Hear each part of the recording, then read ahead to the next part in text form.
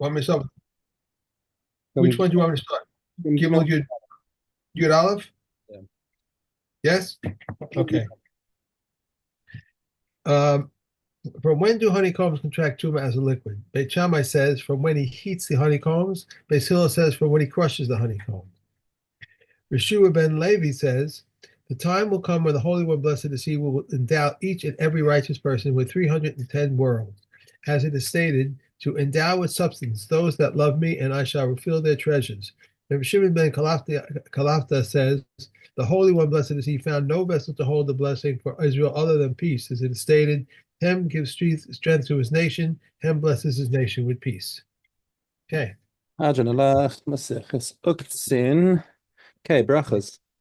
One from his. One from Brockins. Okay. Aleph, Aleph. Yeah. When one from when does one recite Shema in the evening? From the time when the Kohanim entered to eat of the Truma until the end of the first watch. These are the words of Reb Eliezer. But the Gekumen say until midnight. The Gamil says until the pillar of dawn comes up. It happened that his sons came from a feasting house, and they said to him, "We did not read Shema." And he said to them, "If the pillar of dawn has not come up, you are still obliged to read it." And not on this alone, but wherever soever the sages stipulated until midnight, the mitzvah still obtains until the pillar of dawn. The burning of the fats and the limbs may be performed until the pillar of dawn comes up, and the offerings that are to be eaten in one day, all the offerings that are to be eaten in one day, the period of performing the mitzvah lasts until dawn. If so, why did the comments stipulate till midnight? To keep one far away from a transgression. Okay. Okay. Emasai Korin is Shema B'Shachris. Okay, morning Shema. Mishi Yakir ben Techeles Lelavan. From the time that that you're able to tell the difference between Techeles and white, which is also not coincidentally, the colors that you find on your tzitzis. Right. If you've got techeles on your tzitzis, then you'll have techeles and white. So when you can see the difference between those strings in without any outside help, then that's the time that you can say Shema. Okay, Rabbi Eliezer ben techeles lekarati. He's a little more stringent because he says that you only when you can tell the difference between techeles and karti is green.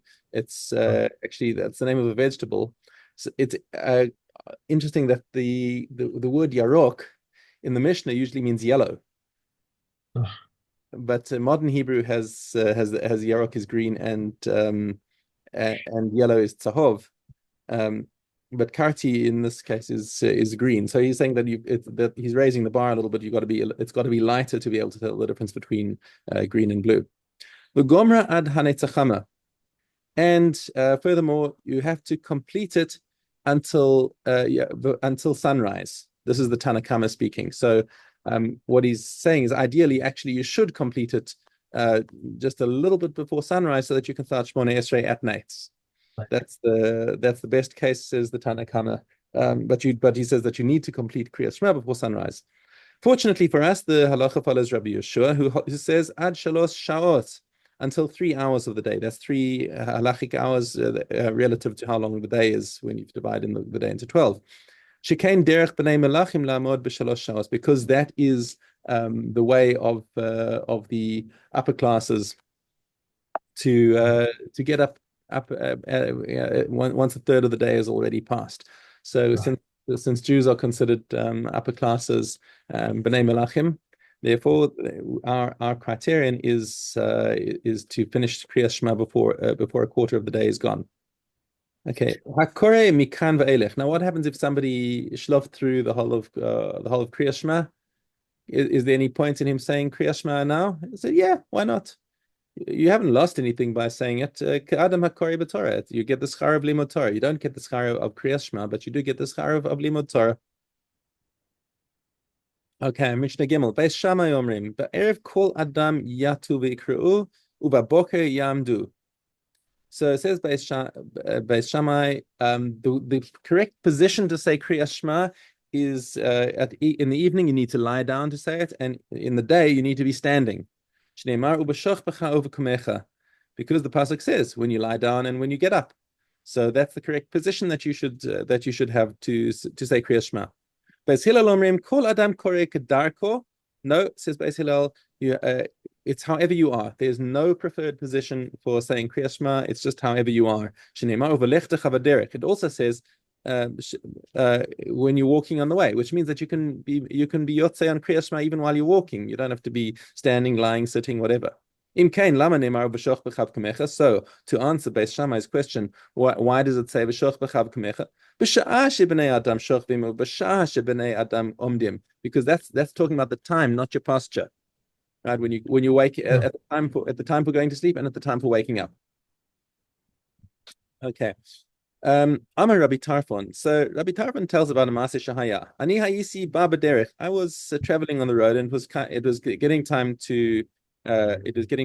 for nightfall, and v'teisi likros, and it was time for Kriyas Shema at night, and I lay down to say Kriyas Shema kedivrei Beis Shammai.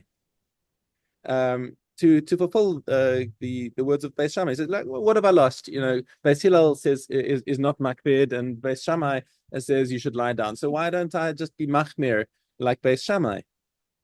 V'zikanti ba'atzmi mipnei halistim, and he says, and I put myself into danger because of bandits.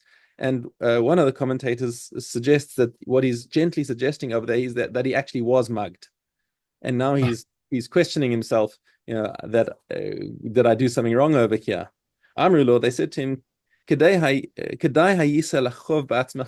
they said, you actually you brought that on yourself, she'avart al divrei Beis Hillel, because you transgressed the words of Beis Hillel.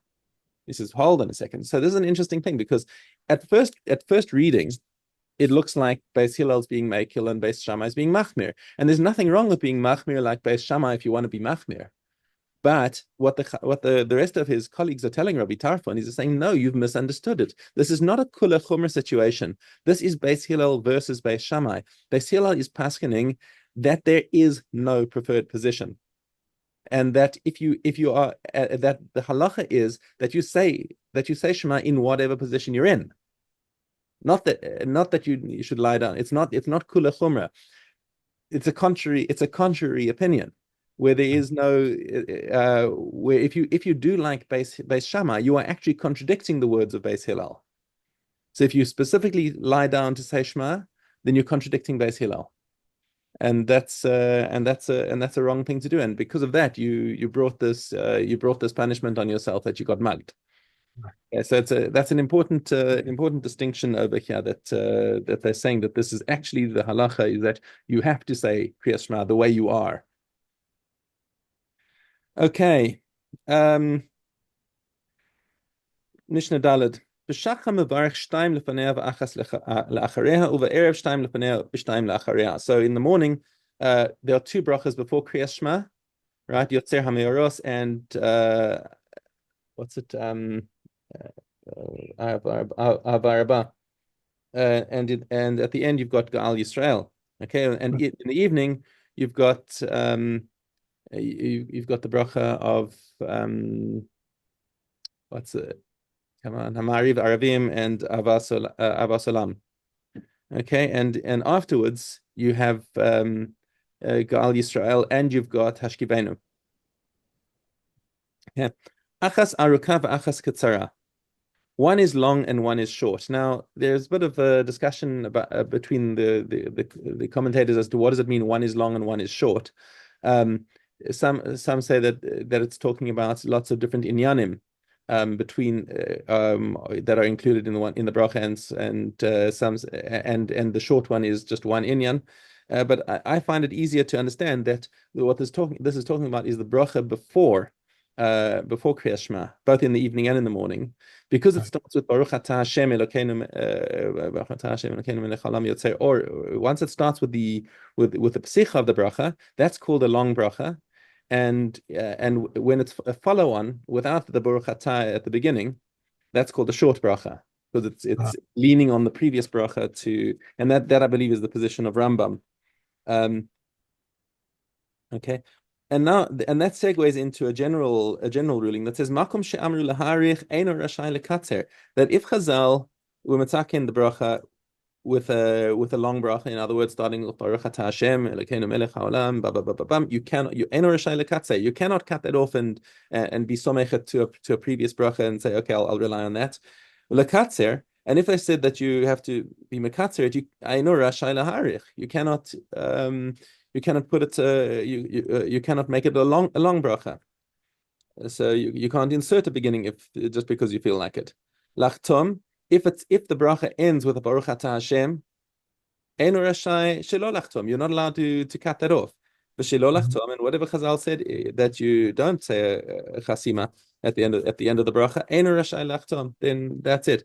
So for example, the fourth bracha of benching, Liolam Al Yechasarenu, and it doesn't end with Baruch Atah Hashem anything.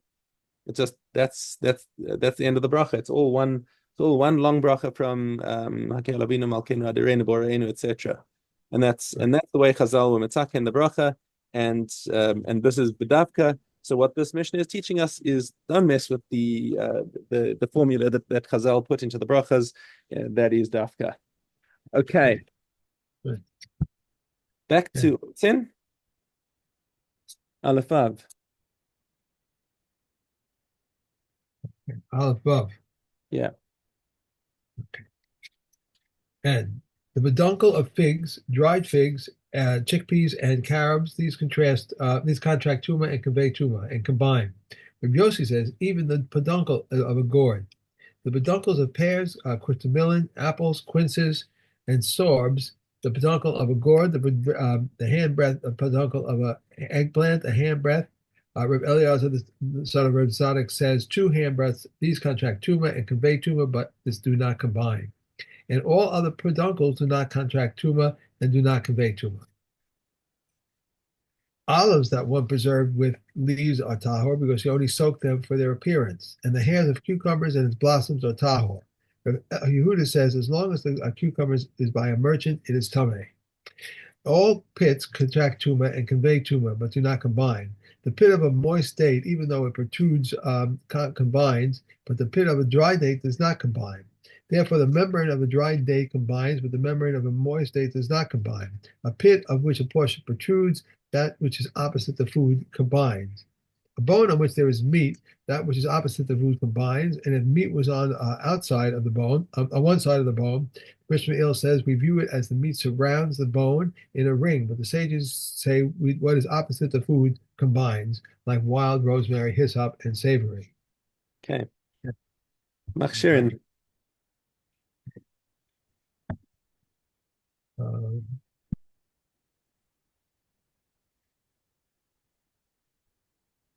Vav Daled.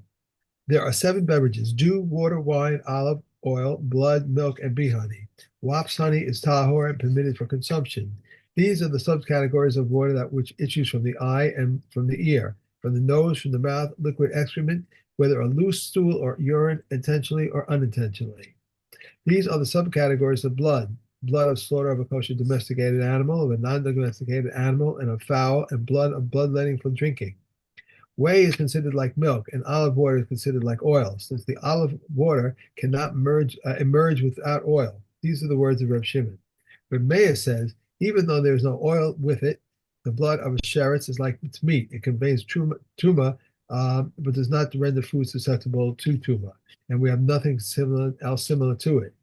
The following convey tuma and affect the heksher: receive a discharge of his zav, his saliva, his semen, his urine, and a quarter log of blood from a corpse, and the blood of a nida. Reb Eliezer says semen does not affect texture. Reb Eliezer says blood of a nida does not affect texture. Reb Shimon says blood of a corpse does not affect texture, and if it falls on the ground, he should scrape it off, and the gourd is tahor. Okay. Okay, that's it. Yeah. What are we doing after Machshirin? After Machshirin comes Zavim. Zavim. Okay, I'll have to get that out. Okay, Taurus. Taurus. Gimel Hay. Okay. Gimel Hay. Also, all uncertainties of Tuma are decided according to the status of the time of the discovery. If they are found in a Tameh state, I'm sorry, get the page here. Tameh state, they are assumed to have been Tameh. And if they're found in a Tahor state, they are assumed to have been Tahor. If they are found covered, they are assumed to have been covered. If they are found uncovered, they are assumed to be uncovered. If a needle was found full of rust or broken, it is tahor. For all uncertainties of tuma are decided according to the status at the time of their discovery. Regarding a deaf person, a deranged person, or a minor who was found in an alleyway containing tuma, they are presumed to be tahor. But any lucid person is presumed tameh. For anything which has not had the intellect to be questioned, his uncertainties of tuma are tahor. Regarding a child who was found by the side of a cemetery and whose roses are in his hand, and there are no roses except at the side of the tuma, he is deemed tahor. For I say that another person picked them and gave them to him. And similarly, if a donkey is found between the graves, his harness is tahor. I'm just curious that ArtScroll translated Shoshana as a rose, because a Shoshana is actually a lily. Unless I there's always, something different in the in Mishnaic Hebrew. But I always thought mean, Shoshana was rose. I always thought Shoshana was rose. There's a song about varied is a rose. Um, no, because there's a song that has to do with a yeah, rose. because again, I'm almost certain that that the varied the I mean varied is definitely a rose, and maybe the different species of rose or whatever. But as I understand it, Shoshana is a lily. You know that song I'm talking about? That Shoshana? Erev Shel Shoshanim. Yeah. That's all about roses and stuff. Yeah, wow. Okay. I think it's about lilies. Yeah. If a temple, this is Hey Dalit. If a temple treasurer took a consecrated stone or beam and he has not committed Me'ilah, if he gave it to his fellow, he has committed Me'ilah, but his fellow has not committed Me'ilah. If he built it into his house, he has not committed Me'ilah until he dwells underneath it for one prutta's worth of benefit. If a temple treasurer took a consecrated pruta, he has not committed Me'ilah. If he gave it to his fellow, he has committed Me'ilah, but his fellow has not committed Me'ilah. If he gave it to the bathhouse owner, even though he did not bathe, he has committed Me'ilah, so the owner can say to him, the bathhouse is open, enter and bathe. His own consumption and the consumption of his fellow, his own benefit and the benefit of his fellow, his consumption and the benefit of his fellow, his benefit and the consumption of his fellow, all combine with one another, even over an extended period of time. If an agent carries out his assignment, the householder is committed Me'ilah. If the agent does not carry out his assignment, the agent is not committed a Me'ilah, has committed a Me'ilah. If so, how did the householder say to his agent, give me meat to the guest, give meat to the guest, and the agent gave them meat, liver. Or the householder said, give them liver, and the agent gave them meat, the agent has committed Me'ilah. If a householder said to his agent, give them each one piece of meat, and the agent said to them, I'll take 2 pieces each, and they took 3 pieces each, they all have committed Me'ilah. If the householder said to his agent, bring me money from the alcove or bring me money from the box, and the agent brought it to him, even though the householder said they only intended him to bring it from the place and he bought it from this other place, the householder has committed Me'ilah. However, if the householder said to his agent, bring me money from the alcove, and the agent brought it to him from the box, or the householder said, bring it from the box, and the agent brought it to him from the alcove, the agent has committed Me'ilah. Okay. Okay. All right. And we are on to Baba Metzia. Okay, Dalit, base Gimel. If behind the fence or behind the wall he found young birds with their wings tied, or if in the path of the fields, he should not touch them. If he found a utensil in a heap of garbage and it is covered, he should not touch it. If it is uncovered, he must take it and announce it. From the middle toward the inside, they belong to the owner of the house, and if he rented it to others even within the house, they belong to him.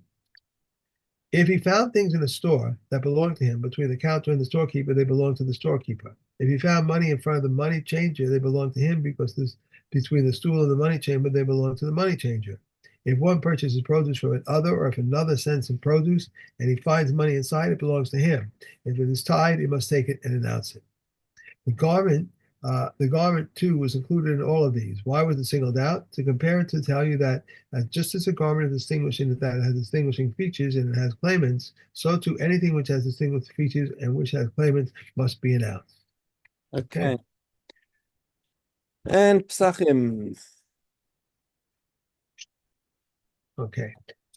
Gimel Daled. Rabbi Gamliel says the women may knead at the same time and bake in the same oven, one after another. But the Kachavim say 3 women may be occupied with dough simultaneously. One kneads, one shapes, and a third bakes.